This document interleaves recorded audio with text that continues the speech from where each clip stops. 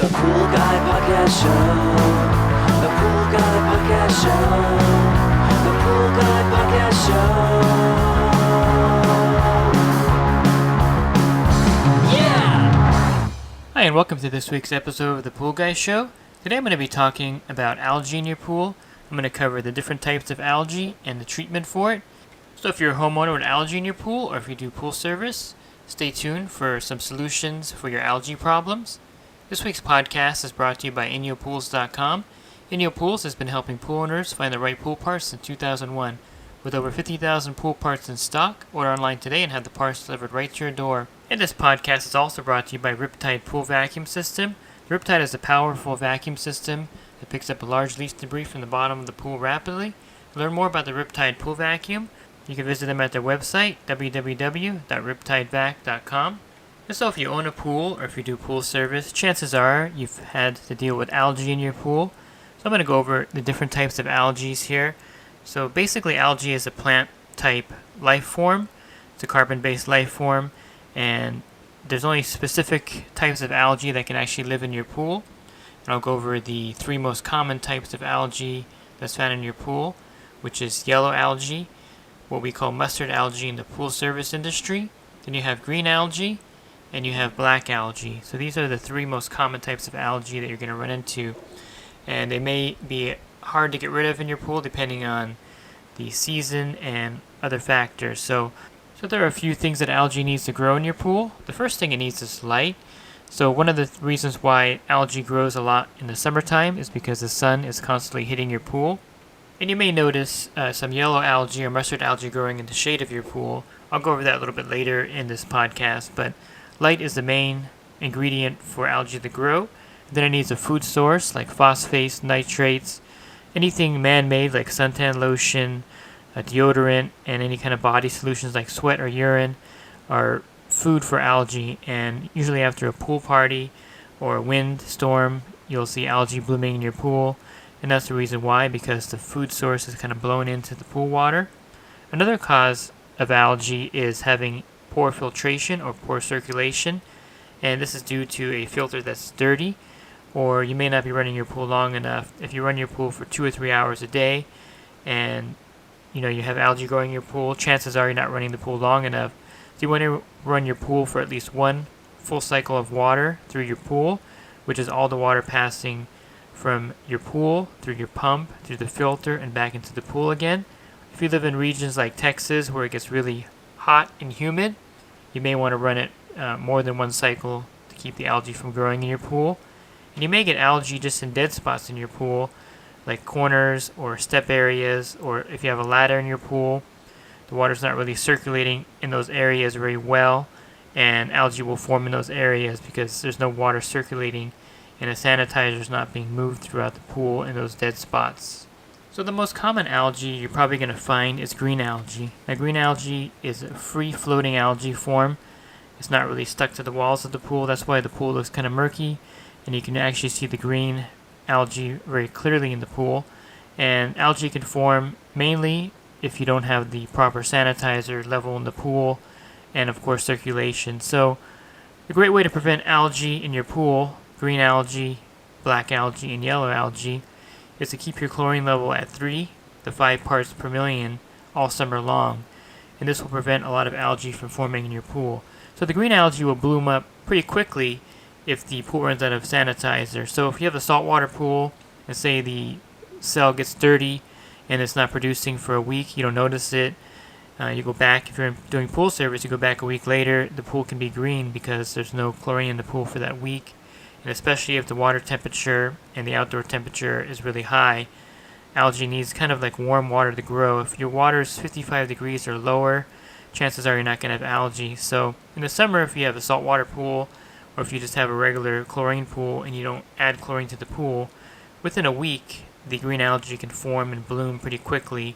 So I run into the green algae quite often on my pool route for these reasons. Maybe the pool was turned off. A lot of times, it's equipment failure, maybe the pump burned out, or the customer has a variable speed pump hooked up to a regular timer and they leave it off all week by turning it off on accident. or leaving in spa mode all week. I've had that happen before where they use their spa They don't turn the valves back to pool mode, and so the pool is circulating all week, but the pool stays stagnant, and that can turn green within a week in the summertime easily.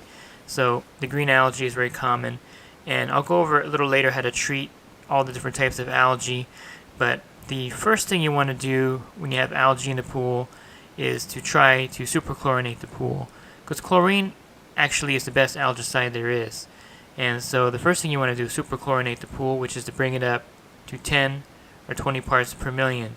So depending on your pool size, depends on how much chlorine you're going to add to the pool to bring it up to 10 to 20 parts per million. And of course you want to brush the walls of the pool, and then you want to run your pool as long as possible. I suggest 24 hours. And so superchlorinating your pool without putting an algicide in there, just using chlorine as the primary algicide, can be effective in some cases. A lot of cases it may not be effective, especially if the pool filter has gotten dirty and turned green itself, or if the algae is chlorine resistant. And you'll find more and more strains of algae. No one really knows why, but a lot of algae is becoming chlorine resistant, or quat resistant, or polyquat resistant. And I'll go over the polyquat algaecide a little bit later also. So there may be some chlorine resistance going on there, and there may just be a lot of food in the water, nitrates or phosphates in the water, causing the algae to resist the chlorine. So superchlorinating can be effective, and it may not work. So after you do that, you're going to have to add an algicide to the pool, and I'll go over the different algicides that I recommend depending on the algae type you have in your pool. So the next algae type is the yellow or mustard algae, as we call it in the pool industry. And this is, you can see this either as fine sand on the bottom if it's in powdered form, but more than likely it's on your walls and it's stuck to your walls, and more than likely you have no chlorine in the pool, or a very low level of chlorine, or a dirty filter, or the pool is just not running long enough and the yellow algae will form. You're going to see a lot of this in the shady areas. Like I mentioned earlier, on the steps or in the areas where it's not getting a lot of circulation, you're going to see this yellow algae. And the best way to get rid of it is to brush it off the wall. If you have a plaster or PebbleTech pool, you may need a stainless steel brush, and that's a good 6-inch algae brush will get it off the wall pretty easily. Sometimes not, sometimes it's stuck on there really well, so you may need to superchlorinate the pool to get the chlorine level up pretty high, and then brush the algae off the wall over a period of a week or so, and it should loosen up with the high chlorine level in there and with the use of an algicide, which I'll cover in a minute. And so the mustard algae is a very common form of algae, and the wind will blow it in the pool, or if you have a pool party it'll form. So there's many reasons why it forms in the pool, and I think that it's one of the most common ones that I see in my area. And then of course you have the black algae, which once you get this in your pool, it's really hard to eliminate. And the black algae is probably the strongest algae. The roots go all the way down into the plaster, and they have like a protective coating on top. It's like kind of slimy if you touch it, and this protective coating protects the algae from being destroyed by the chemicals in the pool. So you can superchlorinate a pool with black algae, and the black algae won't be killed because of the protective coating on top, and because the roots go really deep and you really need to destroy those roots. So for black algae, I prefer using Hasa Algae Ban, which is a trichlor granular form. So it's basically your chlorinating tablets in a granular form. And also Pool Season makes a trichlor granular that's really effective also. And I usually buy this in a 10-pound bucket. They do sell it in a smaller 2-pound and 5-pound container. And it's only effective really in a white plaster pool. You can use it in a colored plaster pool also, as long as the colored plaster pool is older and you see a lot of mottling or discoloration, then the algae ban is fine in there. So what you need to do with black algae is brush it with a steel algae brush to knock the heads off of them. Brush as much as you can to get those heads off, and then you want to take the algae ban or the granular trichlor and sprinkle it in the pool evenly on the plaster. Turn the pool off for 24 hours and let it really set in there, and that will destroy the black algae and destroy the roots. It'll raise the chlorine level sky high, and also by having the granular on top of the black algae, it'll destroy the black algae heads also and eliminate it from your pool. And of course I have a video showing this process on my YouTube channel. You can refer to that. You don't want to let the trichlor granular pool up anywhere in the pool. You don't want to use this of course in the vinyl pool. You may be able to get away with using this in the fiberglass pool if the fiberglass is really old, because it could cause staining. So that's one reason why you don't want to use it in a color plaster pool. If it's a new color plaster pool and everything looks really uniformed, definitely don't use it in there. You can also just scrape a tablet on top of the heads of the black algae and knock it off. That's very effective. I found that in the PebbleTech pool, you don't want to really use the trichlor either also in there because it could stain the PebbleTech. But what I found really effective in a PebbleTech pool is to use Cal Hypo on the black algae. So if I get to a PebbleTech pool and there's black algae, I'll brush it really good, which sometimes is hard to do in PebbleTech because it really gets into those little areas. And then I'll take 3 or 4 bags of Cal Hypo and just sprinkle it into the pool over the PebbleTech and let it sit there for an hour. And then you could vacuum it up, or you could turn on the automatic cleaner to vacuum up the dust, and it won't do any damage to the PebbleTech. And for some reason, the Cal Hypo really gets into those crevices inside the PebbleTech and really kill the black algae. And it's better than using dichlor because the Cal Hypo will actually sit there longer and not dissolve as quickly as the dichlor would if you're using the dichlor granular chlorine. So the trichlor is perfect for white plaster pool to get rid of black algae. It's highly effective. Don't worry about the black algae on the wall because the trichlor is going to raise the chlorine level up to a deadly level, and the black algae on the wall, if you brush the heads off, it'll kill the black algae on the wall. And then to prevent black algae from returning, keep your chlorine level at 5 parts per million or higher all the time, and that'll keep the black algae from returning. If your chlorine zeroes out 1 week, chances are the black algae is going to bloom up again in your pool.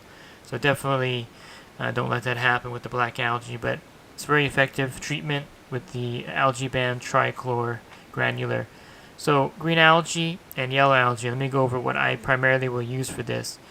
And I'll go over the preventative algicides also, and preventative, I'll go over the Pool RX too, which is also a preventative way, and also a way to treat algae. So my preferred method of treating green and yellow algae is with sodium bromide, and you'll find this in the Yellow Tree product. I usually buy this by a 25-pound bucket for the summer, and that lasts me the whole season basically. I also use Yellow Treat, Green Treat, and Swamp Treat by United Chemical, and these all are sodium bromine products. And what this does is when you add it to the pool, I have videos on this also. You're going to need to add it with some liquid chlorine, because what this does is it converts the active chlorine in the pool to a bromine or bromide ion, and this will kill the algae. The problem is once it turns into a bromine, the sun will burn off the chlorine, or burn off the chemical in the water, and since bromine is not protected by cyanuric acid, it'll cause it to burn off quickly, and so the chlorine level is going to drop because it's being converted to bromine and also being burned by the sun at the same time. It's kind of confusing, but basically the chlorine disappears in the water when you use this product. So when you're adding it, if you're going to spot treat algae in your pool, let's say you have a little bit of yellow algae on the wall or the step area, and I would put 4 ounces, which is 1 capful. If you're using the 2 or 3 pound container, 1 capful is about 4 ounces. And then I would put 1 gallon of liquid chlorine per every capful of the Yellow Tree or Yellow Treat product. And this is pretty effective. It won't. You'll have a residual later once it all burns off, and the chlorine won't zero out. It's always safe to add more, to err on the side of caution. So if you start and your chlorine level is at 0, add 1 gallon of chlorine first, then add 1 gallon of chlorine as you're adding the sodium bromide product, and that will help keep the chlorine level from zeroing out. And if you need to add a larger dose of it, double the chlorine amount and also double the shock level of chlorine in your pool. Bottom line is you don't want your chlorine to zero out, because then you're going to have an algae bloom and it's going to defeat the purpose. So the sodium bromine product is what I really like to use when I'm treating any kind of yellow algae in a pool. And this same product works with the green algae, so even though it says Swamp Treat or Green Treat, it's still the same product in there as the Yellow Tree or Yellow Treat. It's just labeled so it's easier for the consumer to use it. I also like using the Yellow Out product, and this is more of an ammonia salt based product, And you got to be careful with this one too, because you need a lot of chlorine in here in the pool, and you need the pH to be at a certain level for it to be effective. So use that one with caution also. It's very effective also. I have a video on that one, the swamp treat, and also using the yellow tree product to clear up a green pool, and they're all highly effective products. And so preventative algicide, so there's the Polyquat 60, which is a very common and popular algicide, and this is a good way to prevent it. You put the maintenance dose in every week, and it prevents algae from growing in your pool. I would avoid using just the plain Quat project, Q-U-A-T, because this could cause a lot of foaming in your pool. You'll find this in a lot of algicides sold in retail stores. If you look at the ingredient and it just says Quat on there without the poly in front of it, chances are it's going to foam up the pool also, as well as kill the algae. So avoid that one if you can. If you can find something like the yellow tree, you can also use the maintenance dose of that in your pool every week to prevent algae. A really good product that I discovered is called No More Problems. It's a liquid algicide by United Chemical, and this is a good way to prevent algae from growing in your pool with the maintenance dose of that also. It's basically a sodium bromide product in a liquid form. And then you have other products that by Easy Care. You have Pool Tech and Algatech, and these are an enzyme-based product. Pool Tech, Algatech, Start Tech, I believe they're all the same product. They're just labeled for easy identification for your use. But these are also a good algae preventative chemical you can add to the pool. And I think one of the best you can add to your pool is the PolarX Mineral Technology. And this is a copper sulfate chelated, if I said that right. I always pronounce that wrong. Which means that it's pretty much bonded, so the copper is not going to enter the water like a copper algicide would do. And since I'm talking about the PolarX unit, I think, it's a good way also to prevent, to clean up a pool with the PolarX unit. There's a process for cleaning a green pool using the PolarX, so you can refer to their website. There's actually a write-up on that on their website and how to use that to clear up a green pool. But the PolarX is a great way to keep the algae out for your whole season. So for 4 to 6 months, your pool will remain algae-free, and it also frees up your chlorine to be more effective in the pool, which means you're going to be using less chlorine during the season, which will pay for the PolarX unit itself. So it's a great way to prevent the algae in your pool without having to worry about putting the maintenance dose in, remembering if you put the maintenance dose in or not. Another great product that I use in my pool route to prevent algae is the Remington Solar Chlorine-Free Sun Shock. This is a solar-powered device that uses a copper anode. So this copper anode will prevent any kind of algae from growing in your pool. And this is a very effective way to keep algae from growing in the pool.